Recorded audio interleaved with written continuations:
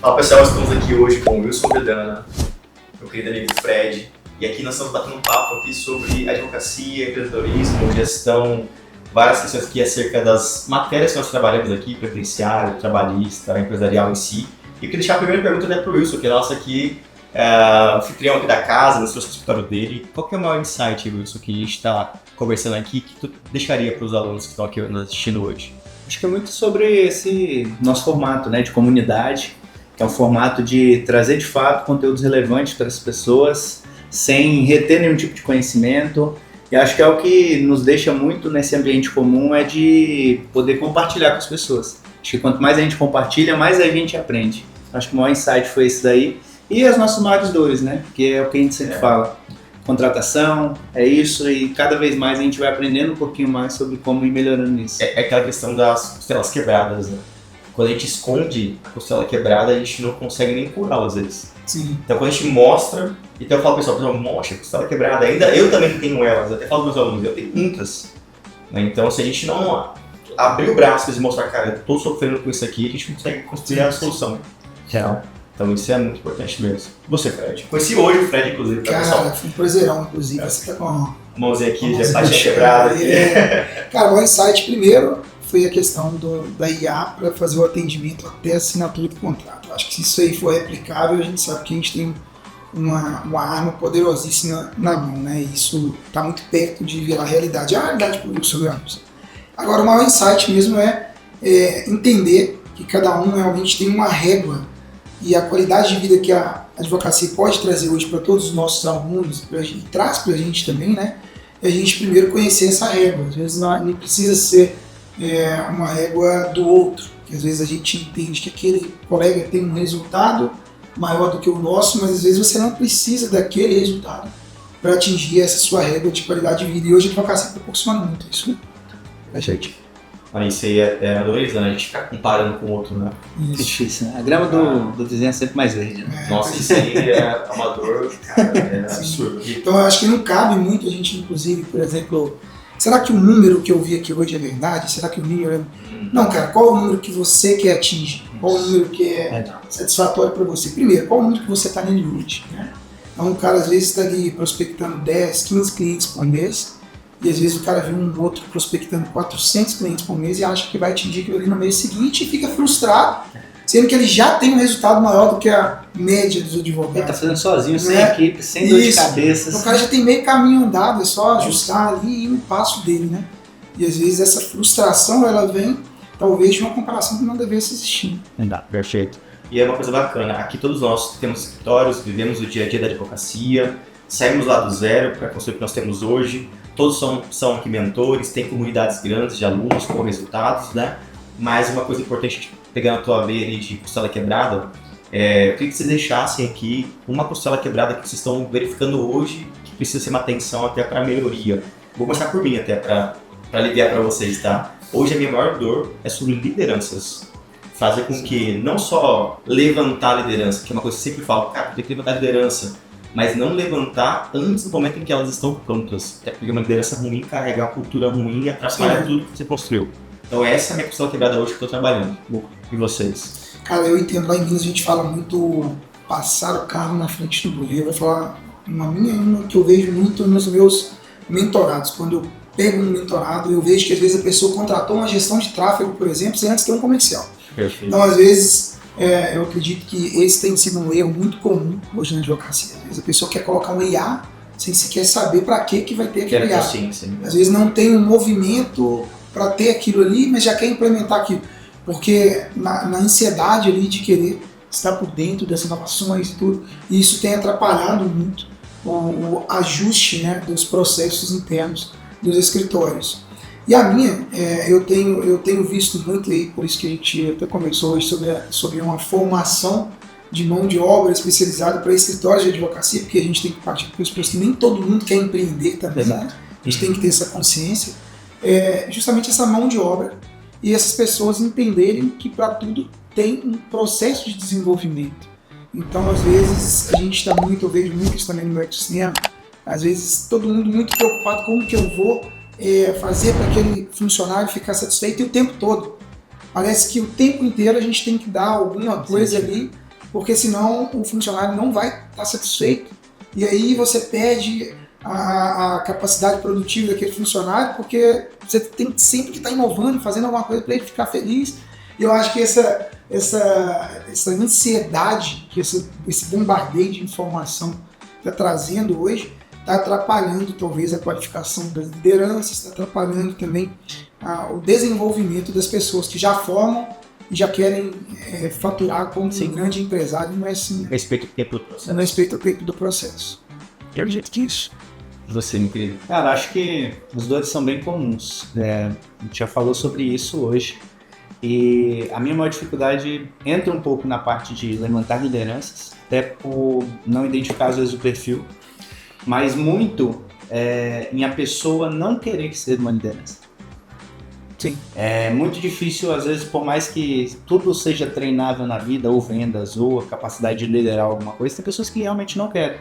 E às vezes isso frustra a gente e acaba contaminando todo o resto.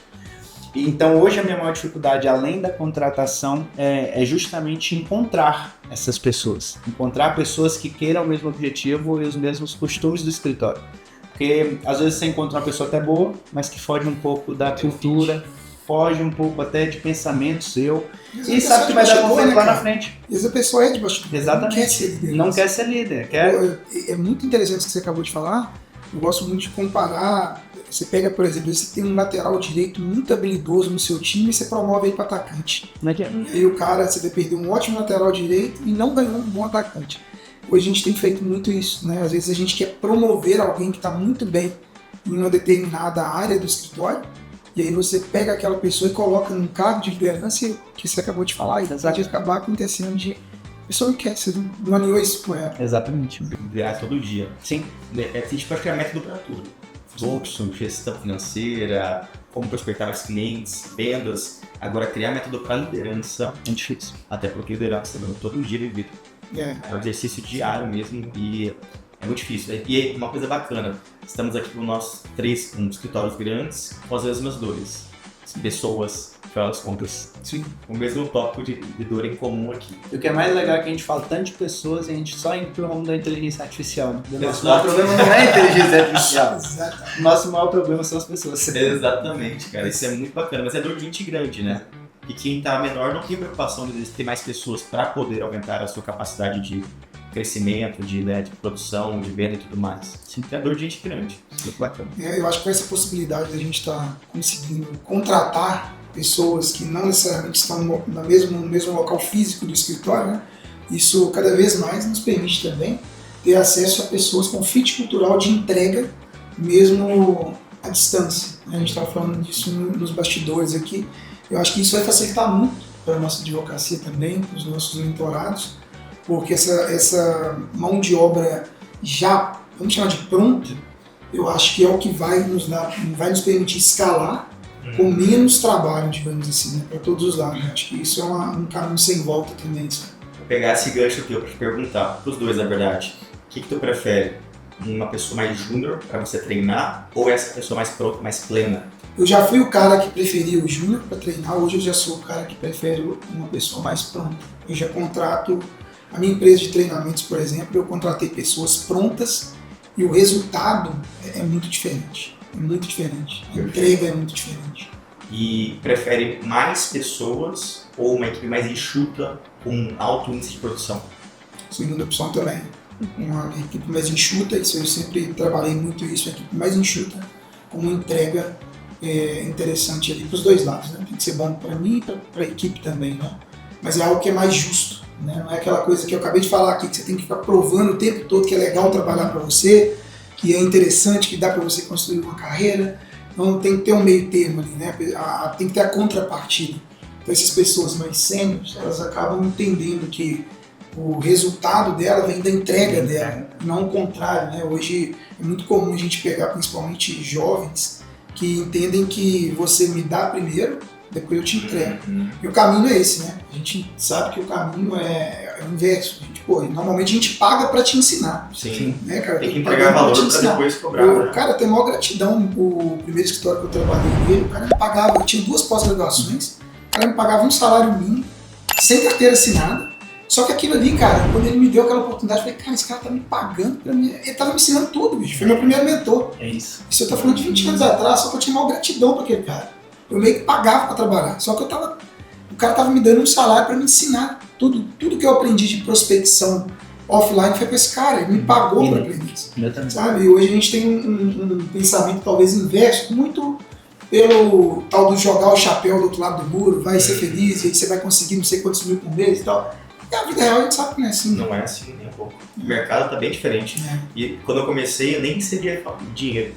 O advogado falou assim, vem pro meu escritório, vou te dar uma sala, em contrapartida do aluguel, você trabalha pra mim e eu vou ficar ali como mentor pra te ajudar a começar. Pô, olha só. Então, olha o livro da época, né? Como é que era? E olha o preço pra um cara, pra você mentorar uma pessoa hoje. Exatamente. O valor de hoje você entende que, na verdade, não era ele. Você pagou. Sim, justamente isso. Eu falo, pessoal, a pessoa fala, pô, hoje em dia tá difícil receber às vezes tal valor, X valor. Eu falo, cara, eu nem recebia, tô assim, com um alto, assim, uma gratidão a ele, porque, cara, se não fosse toda essa mentoria, que na época não existia isso, né? Mas essa mentoria que ele me ajudar e dar o espaço para poder pegar processos, às vezes, com mais já maturidade, porque não era coisa inicial, às vezes era audiência, alguma coisa, né, um recurso. E não que a gente defenda, né, esse tipo de... Hoje não tem muito espaço mais para esse tipo não dá mais. Existe a valorização de relação de trabalho. Não é nem essa defesa, né, que a gente está fazendo, mas é simplesmente chamar a atenção para que, de fato, essa mentoria que você tem... Por exemplo, a minha sócia hoje, ela só é minha sócia porque quando ela entrou, o perfil dela, ela entrou como estagiária lá atrás, o perfil dela era de sempre admiração de estar aprendendo o tempo todo. Eu nunca vi ela reclamando da vida. E aprendeu. Então foi com mérito, sabe? Ela foi chegando, hoje ela é sócia. Então ela tem um perfil esse perfil de gratidão, sabe? Você vê ali, aí automaticamente hoje ela é muito valorizada, né? Sim. Hoje ela tem não só um fixo muito além do mercado, como também uma participação no escritório. Então ela fez ali um caminho, um trajeto esse que a gente demorava muito mais. Cara. A gente está falando aí de uma pessoa que tá comigo talvez no máximo 4, 5 anos, não sei, sabe? Então, antigamente a gente demorava ali 12 anos ali empreendendo para você começar a ter um resultado. Né? Perfeito. Então, acho que é importante a gente chamar a atenção para isso. Hoje em dia, estagiário tem plano de carreira no escritório, por exemplo. O estagiário ganhando mais de R$2.000. Isso aí era inconcebível antigamente, né? Então, é gradativo, né? O crescimento, mas é bom para nós também entendermos aqui o mercado. Will, você lembra as perguntas? Lembro. Bom, quanto à questão, equipe enxuta, sem sombra de dúvidas. Se enxuta já dá problema, mas... E a primeira era relacionado a... Alguém mais júnior para você treinar e desenvolver do seu jeito, ou alguém mais pleno que pode ter aquela contrapartida, tá? Chegar com vício, ou eu prefiro sem vício. Prefiro pessoas sem vício. Mas até por isso... Um júnior? Poderia até ser um júnior. Pelo tipo de demanda que a gente tem, não tem assim, complexidade nenhuma de eu ter que ensinar uma técnica muito absurda. Então, para mim é mais fácil um júnior do que um sênior. Agora, em demanda, se fosse, por exemplo, para prestar assessoria nas empresas que a gente tem, nas concessionárias, aí já teria que ser uma pessoa um pouco mais de gabarito já, com conhecimento um pouco mais técnico. Mas eu prefiro uma pessoa mais crua para treinar. Você desenvolvê-la. E que não tenha vícios externos, porque eu acho que o vício às vezes atrapalha na cultura do escritório. Legal, importante. É bacana porque essa questão da cultura, esse fit cultural que tu comentou também antes, se a pessoa não bater nisso, não importa se ela é júnior, pleno ou sênior, vai dar ruim. Porque a questão mais importante que não se é contratar é o comportamento, né? Cara, eu já perdi uma das melhores funcionárias que eu já tive, eu já perdi funcionários. Fit cultural. Eu gosto sempre de deixar claro assim, que não é que a minha cultura é assim, que são culturas diferentes e que não tem como levar. Entende? Então, assim, dentro do meu escritório não seria interessante, eu perdi bons funcionários por isso. Né? Perfeito. Mas é isso. Show demais, pessoal. Olha, obrigado. Mais uma vez, né? O Wilson nos recebeu aqui no escritório dele hoje. Muito obrigado aqui por conceder aqui a honra de visitar a tua estrutura. Eu queria que até vocês que estão assistindo aqui, não esquecessem, tá? Vá até as mídias sociais dele, sigam eles lá, são mentores, professores de outras pessoas, advogados aqui renomados. Eu tenho certeza que tem muito conteúdo para poder contribuir com o seu dia a dia. E lembrando, aqui no YouTube, ó, já se inscreva, fique aqui conosco porque vão ter muito mais conteúdo sobre isso. E já deixa aqui abaixo para nós qual que é a sua costela quebrada. Comenta pra gente também já saber qual que é o seu problema hoje para poder resolver. Muito obrigado, pessoal.